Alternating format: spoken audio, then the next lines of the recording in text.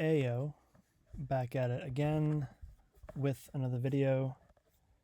Thank you all for watching. I greatly appreciate it. So, a little bit ago, I made a video about the Missouri Valley Conference expansion based off of media markets that I think would be beneficial for the conference. So this is the video for expansion based off of basketball performance over the course of the past 5 or 10 years. So I have 10 different picks. So I use KenPom as a guide to kind of help me determine which teams have done really well over the course of the past 5 to 10 years. So most of your top teams are in Power 4 programs. So you got to kind of scroll a little bit. I think the first team from the Missouri Valley, yes, Belmont was ranked 69th. They were 26-6. So that's the first team that shows up. Northern Iowa, Missouri Valley School, 23-13, ranked 78th in KenPom. They were a 12 seed against the 5 seed St. John's.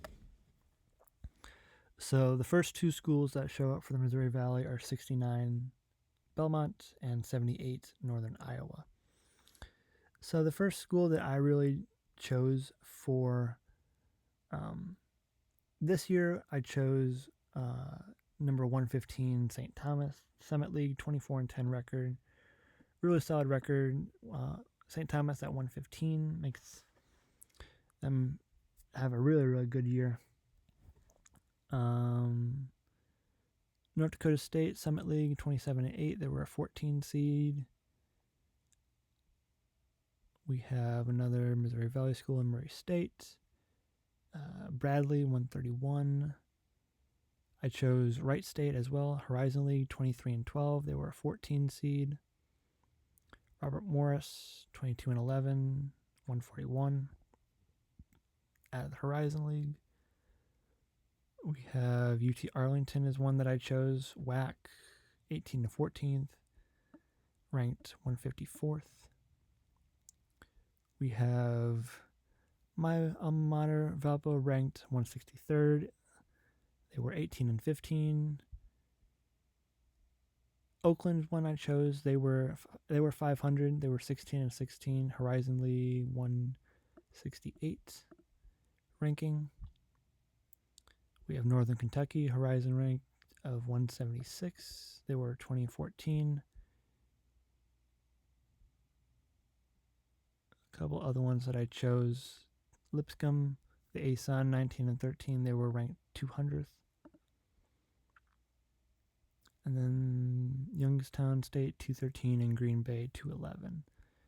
So that's kind of how I guided my ranking. So this is the 10 or so teams from each year, according to KenPom, that I think really, really did well and would make a great fit in terms of basketball for Missouri Valley. So St. Thomas at 115, Wright State 138, all the way down to Green Bay at 211, Youngstown at 213. 2025, Lipscomb was at 89, Chattanooga at 94, St. Thomas at 130, Robert Morris, Cleveland State, Purdue Fort Wayne, Omaha, Oakland, Eastern Kentucky, and Youngstown. 2024, UT Arlington had a rank of 112, Morehead State a rank of 116, all the way down to Northern Kentucky at 186. Oral Roberts, the highest ranking one here for 2023 at a rank of 72, all the way down to St. Thomas at 202. Chattanooga at 67, South Dakota State 81, and then Bellarmine at 200. So we have our 2 COVID years. 2020 ultimately canceled the tournament because of it, but they still had lasting impacts of COVID on the 2021 season. But Wright State was ranked 73rd, UMKC ranked 203. UMKC was one that the conference was interested in, especially because that brings the Kansas City media market, but also a pretty large enrollment because that's the state University of Missouri, Kansas City, so that brings a pretty big enrollment. So they were ranked 203 in KenPom in 2021.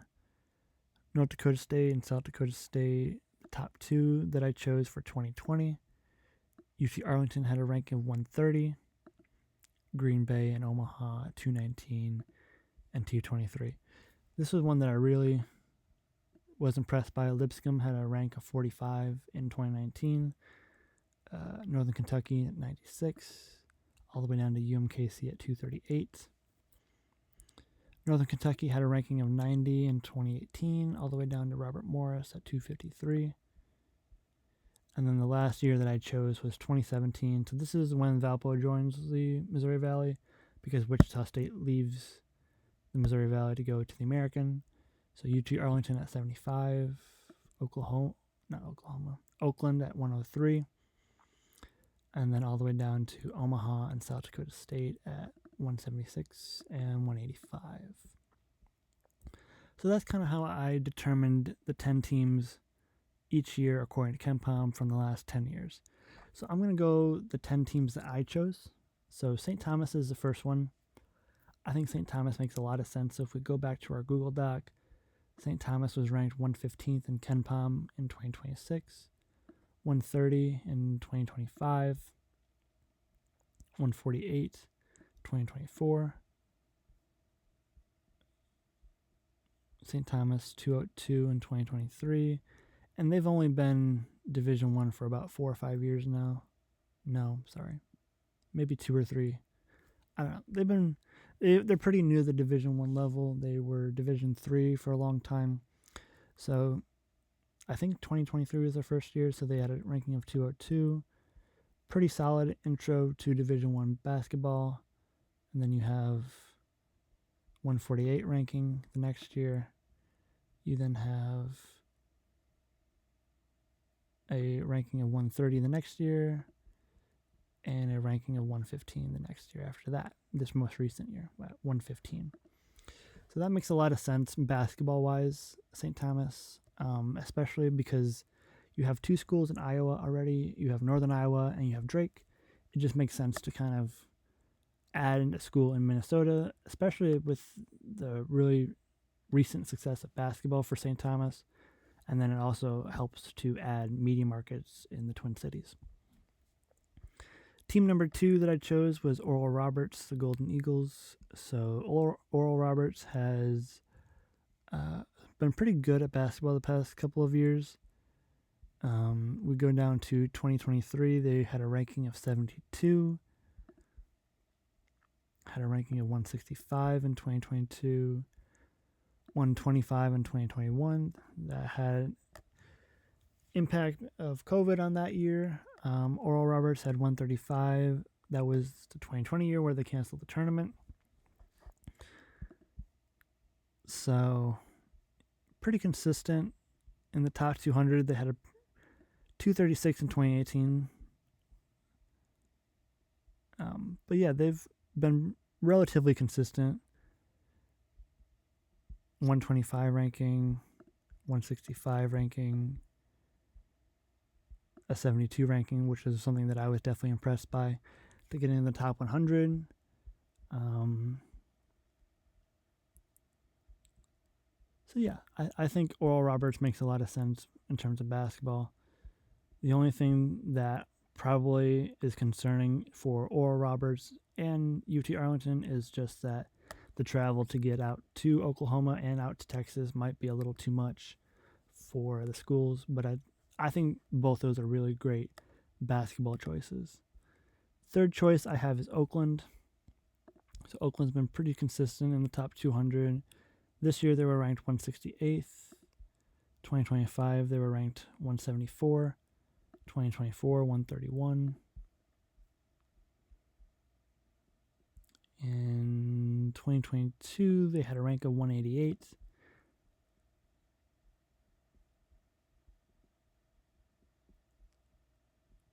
$187 2019, $175 2018, and $103 in 2017. So that shows that they're pretty consistent in basketball.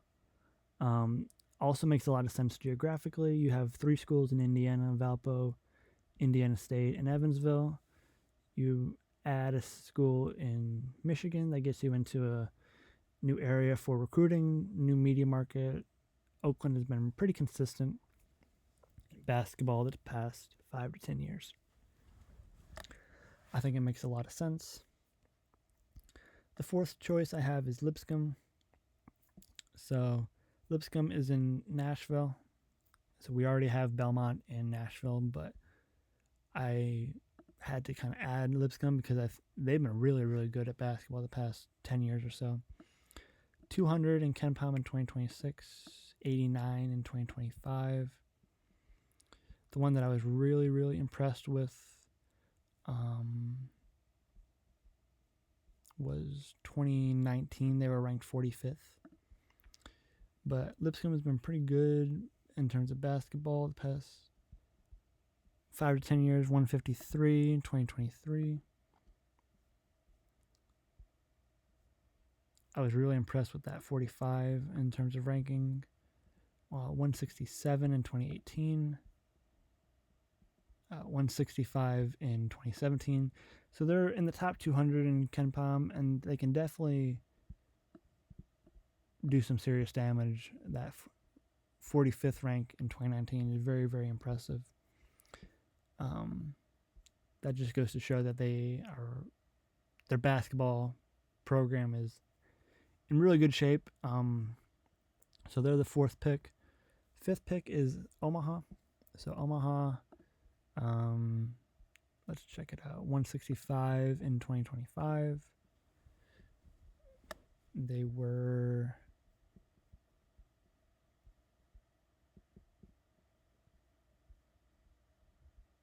$219 in 2020. 164 in 2019. And then 176 in 2017. So this is a school that the Missouri Valley has been kind of looking at for a little bit. So I added them because their basketball program has definitely been pretty consistent over the past 5 to 10 years. They've been within the top 200 a handful of times. So I think Omaha makes a lot of sense. UT Arlington makes a lot of sense in terms of basketball, but again, the logistics of travel for Oral Roberts and UT Arlington out to Oklahoma and Texas probably are a little too much. So UT Arlington's been really good. They've been 154 in 2026. They were 112 in 2024. They were 130 in 2020. 150 in 2019. 128 in 2018, and 75 in 2017. So they have shown that they're honestly within the top 150, top 200 for sure, and they have signs that they could definitely get into that top 100 of KenPom over the past 5 to 10 years. I think that makes a lot of sense basketball-wise, but again, geographically, it might be a little bit of a travel concern. But in terms of basketball, I think they definitely need to be considered. Team number 7 is Northern Kentucky. They've been pretty consistent at basketball the past 10 years or so. 2026, they were ranked 176. You go 186 in 2024. 160 in 2023.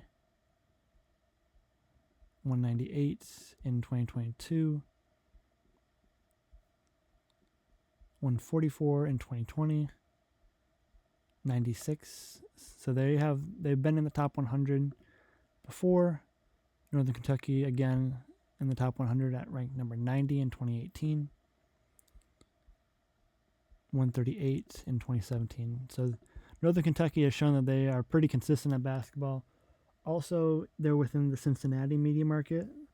They are just across the river from Cincinnati in Highland Heights, Kentucky.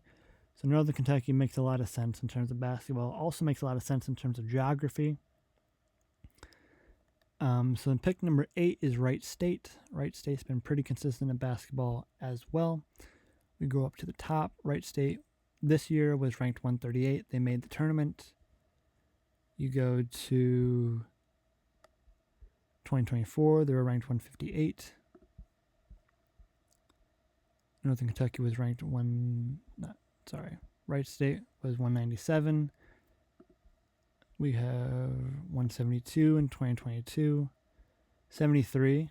So they're within the top 100 in 2021. Scroll down, Wright State 133 in 2020, 117 in 2019, 133 in 2018, and 164. So that just goes to show that they're ranked pretty consistently in terms of basketball. It makes a lot of sense also. Dayton, especially Cincinnati, Dayton, media market. So maybe if you can get those two as a pair, I think that makes a lot of sense for travel concerns, but also new media markets and two teams that have been really, really consistent at basketball the past 5 to 10 years. Pick number 9, I have Chattanooga. That's a little further south in the state of Tennessee, almost close to Georgia, but that could potentially get you into the Atlanta media market, potentially. So Chattanooga was ranked in the top 100 in 2025. They were ranked 94. 140 in 2024. 184 in 2023. In the top 100, at 67 in 2022. 156 in 2021.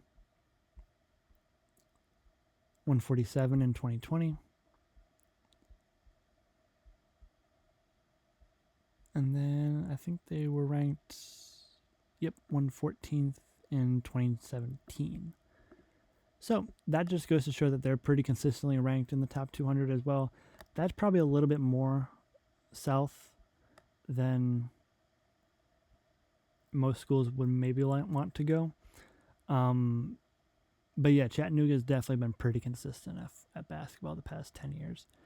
Last pick I have is Youngstown State. There is one thing about North. I will talk about the Dakota schools in just a second, but Youngstown State makes a lot of sense because they're part of the Missouri Valley Football Conference, but they've never made a March Madness tournament. So that's the only thing that gives me pause for Youngstown State in terms of basketball. But if you look at Youngstown State, 213 in 2026, 199 in 2025, 134 in 2024, 131 in 2023. We have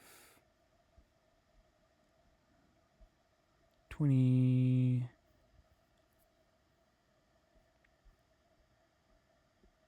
Okay, so they're mostly ranked in the past handful of years. So Youngstown State 131, 2023, 134, 2024, 199, 25, 213 in 2026.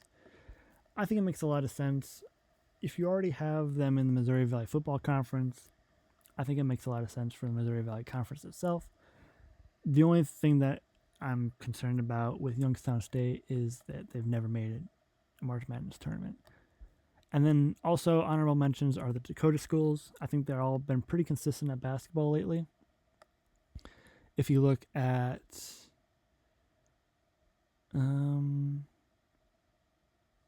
I didn't really add them on here too frequently. South Dakota State, 2022, they were ranked 81. North Dakota, 152. 113 for South Dakota in 2021. 139 for North Dakota State. North Dakota State was 112. South Dakota State was 119. North Dakota State, 202 in 2019. 176 in 2018. And then 167 and 185 in 2017. So the Dakota schools make a lot of sense because they're also in the Missouri Valley Football Conference. I just think they are pretty good at basketball, but also the concerns about travel out to the Dakotas might hinder, them being able to be a part of the conference because some schools probably just don't want to travel out that far. Same thing with maybe UT Arlington and Oral Roberts out to Oklahoma and Texas. Maybe Youngstown State's a little too far east. I don't know. Maybe Omaha is maybe a little too far west. I don't know.